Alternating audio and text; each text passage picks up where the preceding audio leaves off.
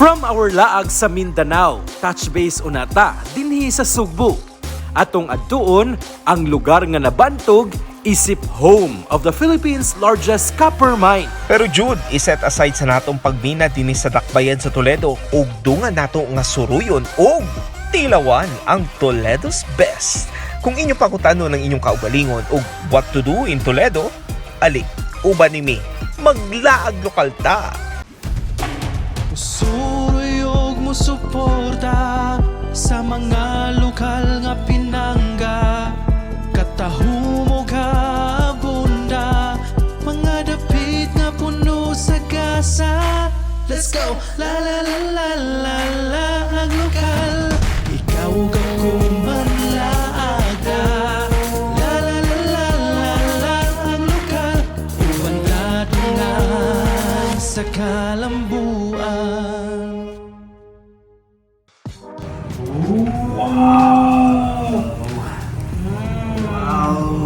Maghusa ka, Jude. Unya na ito mga out. Oo, ako na kuya, oy! Ay, sorry ko pakuha. Okay. Namiya. Saan din na? Kasube. Kasube. Di na siya Japanese word ha. Kasube. Right? Kasube coming from cassava and ube. Okay, so i-combine nila. Sakto lang yung ube, oh. The violet one. There you go. Mali siya gipasigarbo sa Dakbayan sa Toledo, mga laagan. Di yun makompleto inyong paglaag sa Toledo kung di mo mukaon og kasube. Precisely! Mauna ang atong next destination, mga laagan. Ang Dakbayan sa Toledo. Dapat rin nun. No. Toledo na. Mabitaw na Oo, Toledo. Man din na yun. Mas possible na ito makalimot. Lagay kita i-explore dito sa Dakbayan sa Toledo. Siyempre, doon na may mga known nga mga tourist destinations. Pero doon natin mga na-discover sa nga wala pa nga mailid sa kadaghanan. Sa mga jaw, ilahang mga gasa sa kinayahan, ang ilahang nindot nga chapel nga tungad-tuan. Oy! And of course, ang ilang labyrinth. Diin nga Sa wala sa ata. Uy, nagan kay Gagian ng Dakbayan sa Toledo, ah. Before it became a city, it was known as Hinulawan, no? Nang Hinulawan Festival din rin. And it took like 100 years before yun siya nahimo nga usa ka city. Kung sa'yo ibut masabot sa Hinulawan. Hinulawan, di ba? Oh, kung siya Bulawan. Sounds like Bulaw. Hinaguang Bulawan. Very good! With the special participation ng ating Unya, mailhan maging nato si ate. Natay ipangutanan ni ate Unya. So, hinaguang Bulawan. Hinaguang Daghang Bulawan sa Toledo. Daghang Bulawan. And more than anything else, more than the tangible Bulawan, ang ilang Bulawang kasing-kasing. The golden heart that they have. Oh, di ba? Kana, uban pa ang inyong ma-discover ug atong siren diri lang sa inyong paborito na nga kauban sa laag. Tara, manlaag ta! Hey, lagta! Kaon sa ta. Kaon sa ta? Kaon sa ta.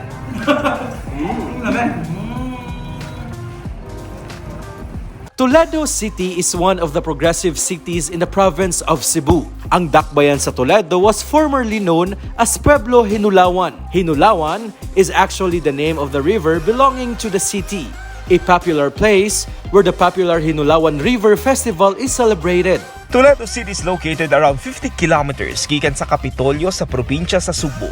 Usa sa mga primary sources of income dinhi ang ilang mining industry. With more than 200,000 residents, sila ang moabi-abi kaninyo sa inyong pagsuroy. Come on, let's explore Toledo City. Nagisgot naman gyud ka og explore jaw. Ali na and let's explore the hidden beauties of the joyful city of Toledo. Tara, magpadagat Jude. Let's explore its marine ecosystem. Atong suruyon ang lapad nga marine sanctuary sa Toledo, which is located in Barangay Bato.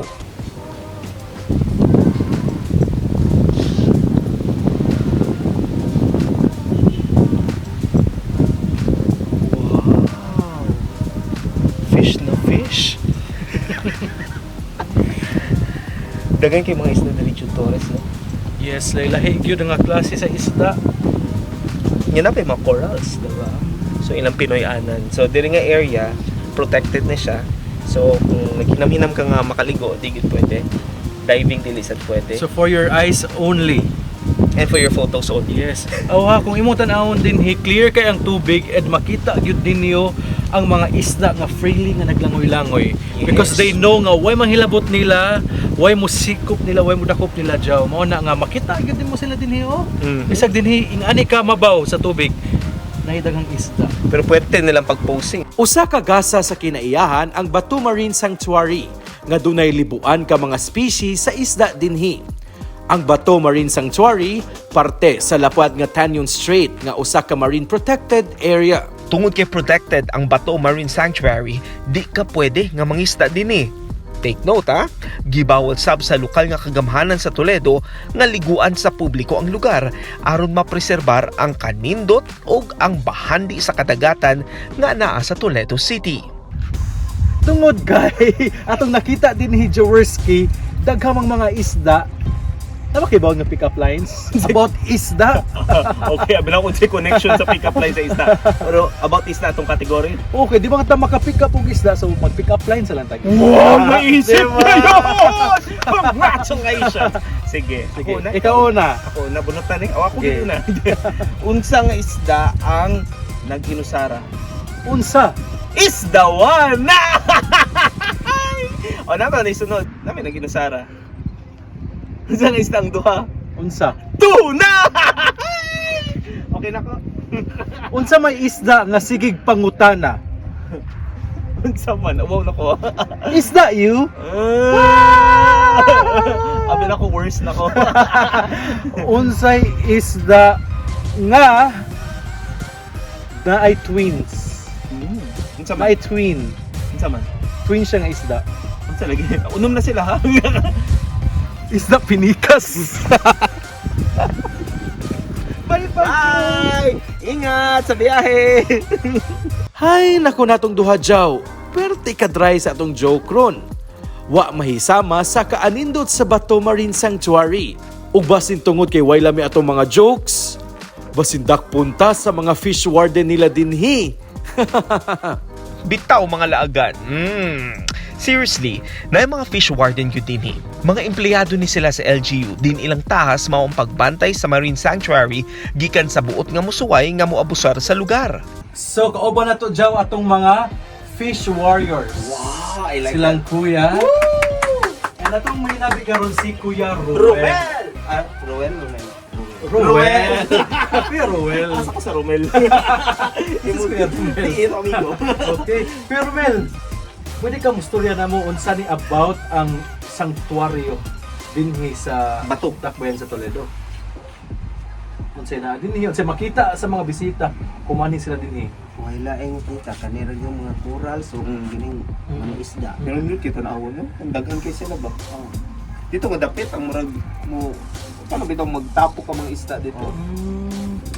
Pero unsay mga angayan ug di angayan nga buhaton diri? Kuya, kay protected man ting area diri di ba? Bawal diri ang pagkaligo, bawal ang pagpamingwit, mana, mukot. So di kaabot ang mga mangingisda gyud diri. Sa inyong unsa man ninyo Uy, inyong magbantay. padlungon ninyo. Ako na mga fish warriors. Okay. Lapad ba kayo ni siya nga sanctuary? Putog ni ka kanang naiputi. Kare. Ay lapad-lapad bidi ano? Sa sulod diri di na pwedeng managat dito ra. Dito lang sa gawas. Unsa may mga klase sa mga isda nga mamahong makita din sa imo lang mga duman? Sagaran mga isda sa to, mga titong, Oo. bago, bulawis, Oo. mulmol. Imo ko makaila sa mga isda diri. Memorize man dai nimo. Mga tatambak, pataan. Oo. Rama. Ang uban makaon gyud nato no kanang palit gyud nato ba? Mga badlo na dire. Tungod sa kanindo sa sanctuaryo daghan man gyud nga bisita dinhi Kuya Ruel no. Unsa may imuhang tambag nila? Oo. Ako kuan lang nga mag-amping lang sila nga di sila mag kuan di sa bako madisgrasya niya sila dire. Di sad magugahugaw. Di maghugaw. Nakaglabay. Balik ko kay amping. Oo, sa to. Amping. Amping sila nga. Ano? Ano mag-amping jud mo? Amping yun. Pero saludo kami sa inyong trabaho kuya kay tungod ninyo at least 'di ba bisan kun kanang tawagan ni dili gyud ni kanang dagay kong mga butang nga bawal kababet nga dunay mga tawo nga magpabadlong gyud so at least naamon diri nga mobantay 'di ba? Mga warriors. From the Marine Sanctuary, mag-river adventure sa tamang alaagan. Pero this time, si Jao nasad atong i-push to try the stand-up river paddling dinhi sa Barangay Ibo sa Toledo City. Hoy Jud, ikaw ha, maro kay ka ha, imo makumbyaan sa ere. Sige na lang good. Arats, mga laagan. Ang river paddling dinhi sa Toledo ipahigayon sa nindot ug taas nga Ibo River. Relaxing ug ma-challenge gyud ang imong balance dinhi sa stand-up paddle. Uy, pag-game lang. Wa ko t-shirt. Bye.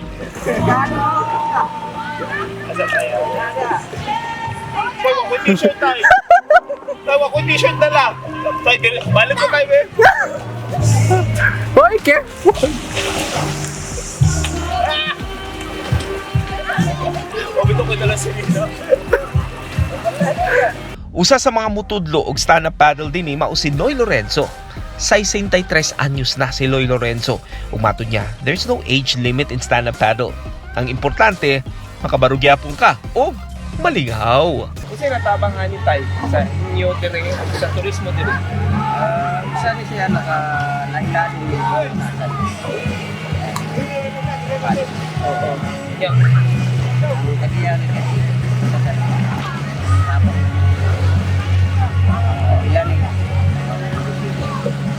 so at least ikaw after retirement napakay kalingawan. Dini, Sini, balik ka na mayo. Unsay satisfaction na makatugtog ka, makahimta Sa next. unsay katumanan pa gibati. Ako lingaw kayo, lingaw ka sa wala kay lingaw, daan mo dili.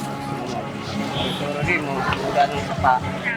Eh nga, ito ganahan ka, makita ko dagang mga turista dire. Ano man, Siyempre, sa amin sa libro,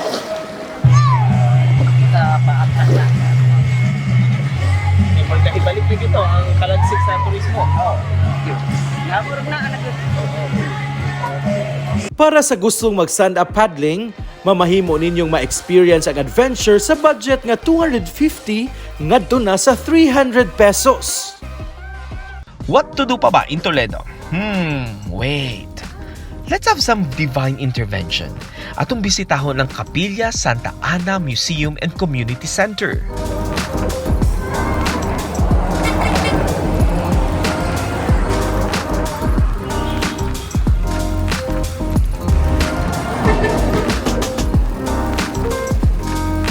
The Kapilya Santa Ana Museum is privately owned chapel nga nahimutang dinha sa sitio Santa Ana sa Barangay Ibo sa Toledo City. Gipanag-iya ang kapilya sa lumad nga taga Toledo nga si Lilian Yareda, who is married to a Canadian national. The chapel was designed very identical to the old chapels of Europe. There are 5 rooms sa sul sa chapel din nga gihimo kini og prayer room, baptistry ug museum din nga makita dinhi ang libuan ka mga relics sa mga santos ug ni Jesucristo.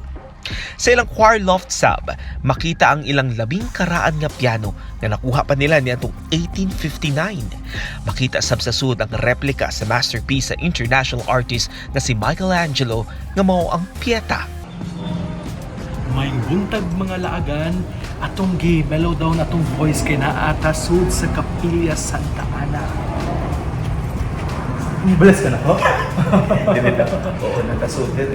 We were just so amazed sa yung interior nila. Mura ka na sa laing lugar na laing nasa. Buntag na sa Rome, buntag na sa Vatican, kaya na siyang feels. Kapila sa Taan, in 2011, so tungkol niya a year after, na-complete na nila. And to give us more updates and information regarding this, kauban na to. Atong laagan body. Yes, Si Ma'am Shane. Hello, Shane! Di ba? Wala isa na tuwan nila. Kamusta, Ma'am Shane? Karong pandemic, daghan pa ba mga nabisita din sa Depende sir, sometimes ka lang available siya sa rin Kung siya makita na ito? mga religious artifacts, mga relics, and from 17th to 19th centuries. So, i-preserve ka na sila. Mostly from Europe, came from auctions. Sino yan, ma'am? Si Lillian Overs and Michael Overs. They were couples na without childless sila. Okay. So, mo yung ilang nahimong And mission in life, passion. action also at the same time, no? Na makatubo din natin. Alright, so, mamahimo mga hatagan na yung tour, ma'am. Yes. Okay, let's go. Let's go.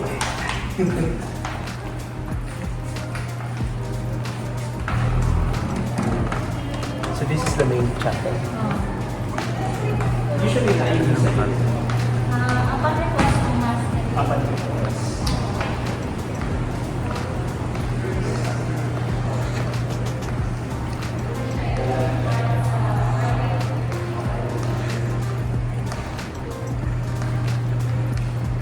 So, good afternoon. Once again. So, our patron saint here is Saint Anne, Mother of Mary. So she is known as patron saint of the grandparents, our Lola and Lolo. And Saint Joseph, the foster father of Jesus. And then the four evangelists, we have Mark, Matthew, John, and then Luke. The four, I mean from the second row.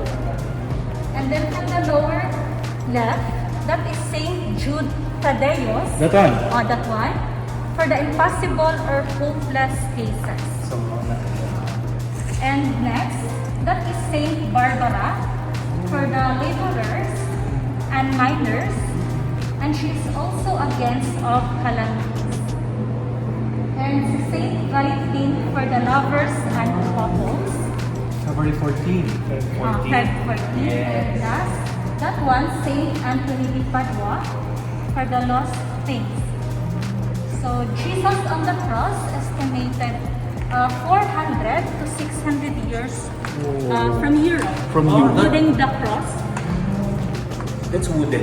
Wooden. So including the bishop chairs and the altar table. Kung mugawas ta sa kapilya, you will be amazed sa ilang garden nga ilang gitawag og labyrinth. It is inspired by the labyrinths nga makitaan dito sa Europa. It is a maze-like creation that is perfect for picture taking. Finally, I arrived. I'm already at the middle of the labyrinth. Pero di pa gud ay siyang dead end. I mean, it's not the exit point.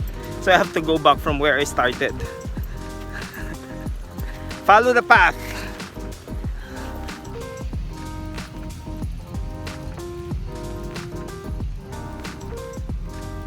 Nasa naman? Like a maze, masaag yun ka. Apan kung ikaw masaag sa Dakbayan sa Toledo, for sure, daghan yun ka og masuruyan. Blessing in disguise. Toledo is a laag-worthy place where you can enjoy its marine beauty and lamian nga pagkaon sama sa kasube. Plus, ma-inlove yun ka sa ilang mga lokal. Toledo is really a joyful place. Maong sa sunod laag nato, Jude, let's be joyful as we explore South Cebu. At tangi, unsay dugayan pa, tara, mag-LaagLokal ta. Suruyog mo suporta sa mga lokal nga pinangga. Katahumog bunda, mga dapit nga puno sa gasa. Let's go! La la la la la la LaagLokal. Ikaw ako manlaaga. La la la la la la LaagLokal. Ubantado nga sa kalambuan.